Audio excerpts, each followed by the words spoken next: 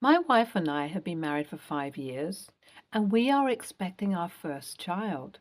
We had difficulty conceiving a child, so we were over the moon when we got to know about the pregnancy. I can't wait to meet our little one. However, we were a bit late to understand that not everyone would be happy about the news like we were. My sister-in-law has been living with us for the past year. She lost her job and her apartment due to the pandemic, and we offered her a place to stay until she got back on her feet. She had been trying to conceive for a long time, but had no luck. She suffers from endometriosis and PCOS and has gone through several rounds of IVF without success. In fact, her marriage recently ended, and being childless was one of the main reasons for her divorce. So she is bitter and resentful of anyone who has kids or is pregnant. Earlier, she used to be very supportive of my wife while she was trying to get pregnant. She used to advise her on how not being pregnant is okay and that one shouldn't judge themselves if one cannot get pregnant. We were excited to share the news with my sister-in-law, so we broke it to her as soon as we reached home after our first doctor's appointment. But when we told her the news, she didn't congratulate us or show any emotion. She just said, "Oh," and walked away. Since then, she has been avoiding us and acting cold and distant. Since the divorce, she had been spending most of her time in her room, not helping us with the house chores. After hearing the news of the pregnancy, she completely shut herself in and stopped talking to us. To give a little background, my sister-in-law has not always had the best relationship with my wife. They had an age gap of just 2 years, so they were compared throughout their lives. My sister-in-law was often given credit as the better student throughout their school life, and their parents clearly showed partiality in treatment. This deeply affected my wife, and she had severe insecurity issues. Even when her sister was kicked out of her home by her husband, my wife was hesitant to take her in. But her parents interfered and asked her to do it. And I told her that we would do just fine. In the beginning, my sister-in-law acted very nice and helped us with the house chores. She took an active interest in participating in the small activities that we planned over the weekend. Initially, it was said that she would be staying with us for a month. She stayed with us for the next few months, and during that period, she lost her job, which meant that the chances of her moving out soon were very low. However, off late, her behavior had changed for the worse. She is unnecessarily rude towards my wife and spends almost all her time in her room. There are days when we rarely meet her. She started drinking from the alcohol bottles that I stashed in my cabinet without permission. Her actions were pissing me off, but I didn't bring it up with my wife. A few times my sister-in-law even mentioned how seeing me and my wife happy together was triggering for her, as she had recently gone through a messy divorce. We didn't know how to react to her statements, but the way she reacted to the news of my wife's pregnancy was the final nail in the coffin. At first, we tried to be understanding and sensitive to her situation. My wife was very excited, and so was I, so most of the conversation in our house was centered around the new baby. My wife made a few attempts to talk about her pregnancy with her sister, but her sister almost always gave her the cold shoulder. So we decided not to involve her much in my wife's pregnancy. But she crossed the line when she gave us an ultimatum. She said that she couldn't stand hearing us talk about the pregnancy or seeing anything related to it in the house. She said that we have to keep it a secret from her. We were shocked by her demand. We told her that we were not going to hide our joy or pretend that our baby doesn't exist. We said that we were sorry that she was going through a hard time, but that doesn't give her the right to dictate how we live in our own home. We said that if she couldn't handle being around us, then maybe she should move out. She got angry and called us selfish and insensitive. She said that we don't care about her feelings or how much she's suffering. She said that we were rubbing our pregnancy in her face and making her feel like a failure. She said that we were the worst people she had ever met and that she hated us. We were speechless and hurt by her words. We told her that we loved her and that we wanted her to be happy, but that we couldn't change our reality for her. We said that we were not going to apologize for being pregnant or for wanting to share our excitement with our family and friends. We said that we were not going to let her ruin this special time for us. She stormed off to her room and slammed the door. We heard her packing her bags and throwing things around. We decided to leave her alone and let her cool off. We hoped that she would come to her senses and apologize, but she didn't. The next day, she left a note on the kitchen table saying that she was moving out and that she never wanted to see us or hear from us again. She said that we were dead to her and that she hoped that our baby would die too. We were shocked and heartbroken by her note. We couldn't believe that she would say such horrible things to us. We tried to call her and text her, but she blocked our numbers. We reached out to her parents, but they had no idea where she was. We even contacted her ex-husband, but none of them knew where she was. We have been waiting for 2 days. Until now, there's been no news about her, and we are worried. Am I the a-hole for telling my childless sister-in-law that we won't stop talking about my wife's pregnancy when she's present? Update 1. A day after I first posted, I got news from my wife's parents that my sister-in-law was at her friend's house. Apparently, she had twisted the whole story and convinced my in-laws that we were the villains. My sister-in-law told her parents that my wife mocked her for being childless after hearing the news of the pregnancy. Thankfully, we had the note she left for us in the kitchen, and we showed it to my wife's parents. I don't know if they believed us, but I think we made our part clear. But it was a very emotional moment for my wife as she stood up for herself for the first time in front of her parents. She told them how toxic her sister had become and how the parents' actions are responsible for her toxicity. I'm hoping my sister-in-law will never cross paths with us again. Update 2. Merely 2 days after my first update, one night, we heard our doorbell ringing. It was my sister-in-law, and she was completely drunk. She wanted to crash at our place. Though my wife wanted to invite her in, I told her that the woman who wished death upon my baby had no place in our house. I called her a taxi and sent her over to her parents' house. She made a huge scene when we didn't let her in. She cursed us and the baby even more, so it was a relief when she was out. We called her parents to inform them that she would be there any minute and went back to sleep. Update 3. We were devastated by her actions, but we decided not to let her affect us anymore. We focused on our pregnancy and our baby. We decorated the nursery, brought baby clothes and toys, and took maternity photos. We shared our updates with our loved ones and received their support and congratulations. We enjoyed every moment of our journey and looked forward to meeting our son. He was born last week, and he is the most beautiful thing we have ever seen. He is healthy and happy, and we love him more than anything in the world. He is our miracle and our blessing. Sister-in-law is still living with her parents, and she has made no effort to contact us still. My wife's parents tried to fix the issues between us, but I told them that unless she truly repents and apologizes for what she did, she has no place in our life. We don't know if she will ever come back, but even if she does, I won't be comfortable having her around our child. But we do believe in this. We did nothing wrong, and we have nothing to regret. We did what was best for us and our baby. YTA. You're the a-hole for letting her into your house in the first place.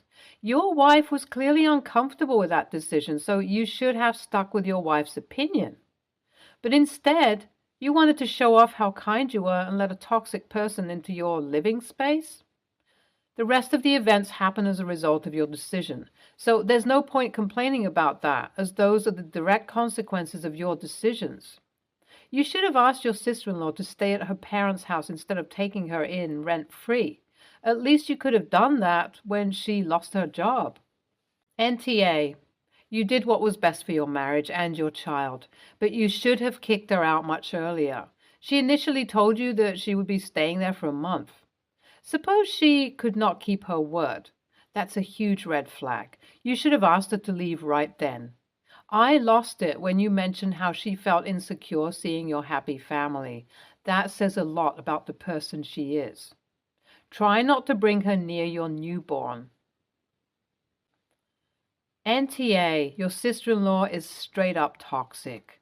She has no business being in a healthy family environment. She would only try to ruin it.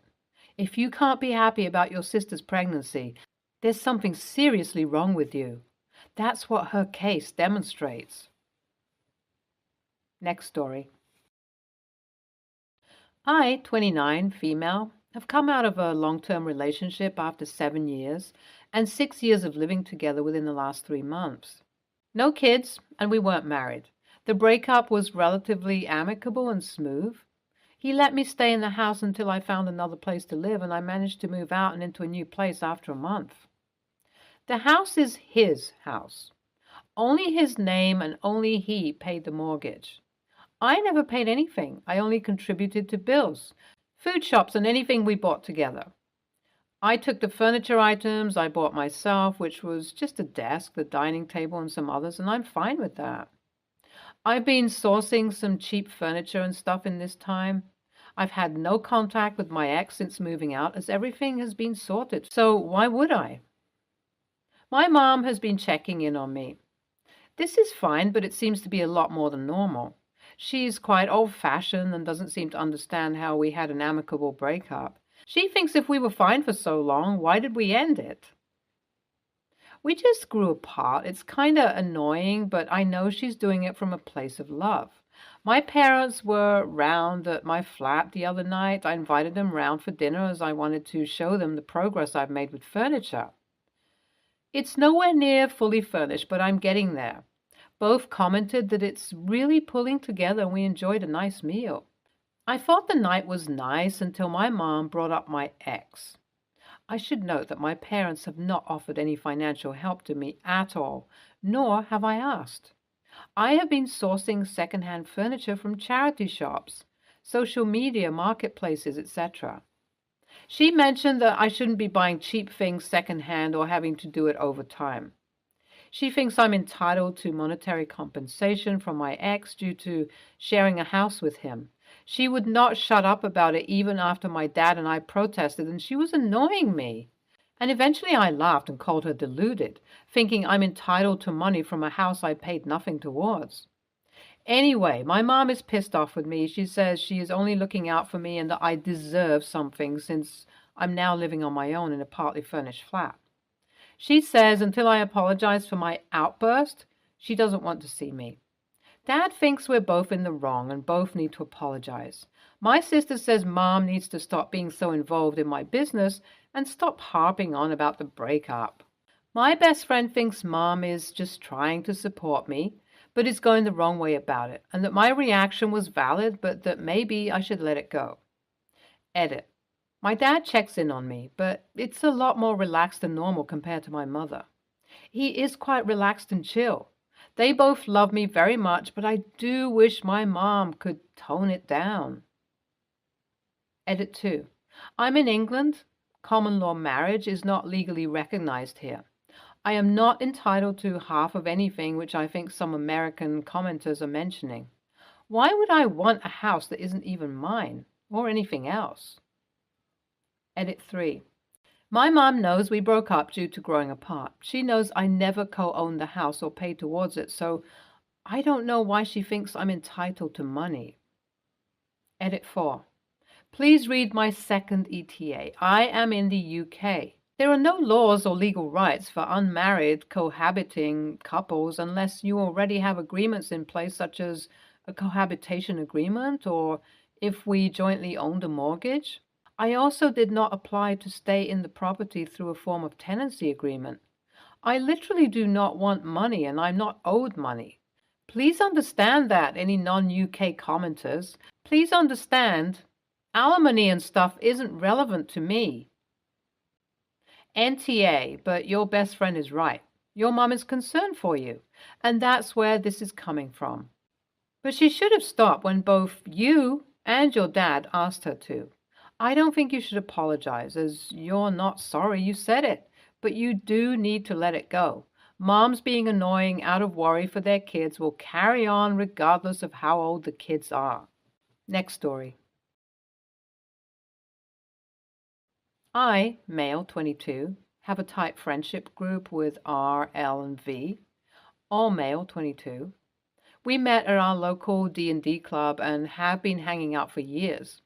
We've been doing this great campaign for about a month now, and we've been planning to have our campaign finale with themed snacks, drinks, and decorations in V's apartment. He has the biggest because he shares with his girlfriend. V also lives with his little sister, A, F, female, after his mom died a few years ago. The plan had been for his girlfriend to look after A at her parents' place, but the day he messages us saying that she can't babysit anymore because her mom fell on some ice and was in the hospital, he offered that we could either rearrange or we could do it with A there. She'd just play video games in the background. Immediately, L and R say they don't have an issue with her being there and we could even make her her own character for the campaign. I couldn't understand this though. It was meant to be just us, and putting in a random new character in the finale would ruin it. Plus, A is super clingy to V, so I knew it would take his attention off the campaign if she was there. I asked V if he couldn't find an alternative babysitter before the evening so we could still do it as planned. He said he didn't want to put A with someone who didn't know, so last minute for something easily rearrangeable because he knew it would upset her. I got annoyed at him calling our event rearrangeable and called him out on it. He thought I had to be joking if I thought a D&D campaign was more important to him than his little sister's comfort. I said I obviously wasn't saying that, but I wasn't prepared to have our night turned into free babysitting. V said he had already offered to rearrange and that I was free to host myself sometime if I had such a problem with his sister. This was uncalled for because he knows I can't host because I don't have the time or space to prepare, clean them up. L and R both privately messaged me and basically said I was the only one who cared, and that we should be sympathetic to V's situation. I have a lot of respect for V, but I still don't see why he couldn't just put A with a babysitter for an evening so our plans didn't get ruined. Or why his girlfriend couldn't take her to the hospital too. How is not wanting some random child at our game night an issue? They ended up hanging out that night. I was invited, but I didn't go, and doing a one-shot campaign, which also annoyed me because we always play D&D together. My mom thinks I was an AH because V is raising a child by himself. But he has money from his inheritance and gets help from his girlfriend's family, so he isn't alone. My brothers agree that I'm not TA here because V shouldn't baby A so much that he won't put her with a babysitter. I want some reassurance on this, so I've come here. LOL. AITA? Edit. Okay, I see overwhelmingly I am being voted TA. I'm going to take some time away from Reddit now because I've started getting threats to think about what happened and then try and talk to V. I definitely don't think I've been appreciating his role as being that of a parent, not just as an older brother, and I need to say sorry. I struggled to make friends in school, and D&D was one of those ways I made friends, but I think I've been too focused on the game itself rather than the good friends I've been playing with. Hopefully, I can mend this with everyone. I was afraid of the change, but ended up making it worse. Once I thought about what I'm going to say, I'll talk to him and update you. Also, just to add for those confused, my issue was never her joining us or being there. It was really that everyone seemed to reach a consensus on changing the whole plan so last minute. I should have just asked to reschedule. I let my excitement for the event get the better of me and was desperate for it to go ahead as planned. This was the finale of the first arc, which I should have specified. I was attached to it so much after only 1 month because it's been our best yet, and I was afraid of it being ruined, changing. But like people have said, the whole point of D&D is changed, and no good campaign is made by refusing to accept that. YTA, and a big one. First, it's not free babysitting. She lives there in the place you'd be going to visit. Get that part straight. Second, Bringing her to the hospital? Really? That was actually one of your solutions? You really need to get over yourself. Look at you throwing a temper tantrum over this and getting mad that they had a one-shot D&D night without you, since you couldn't handle having an 11-year-old girl around. LOL. Jesus. Stay tuned for more stories from our girl relationship.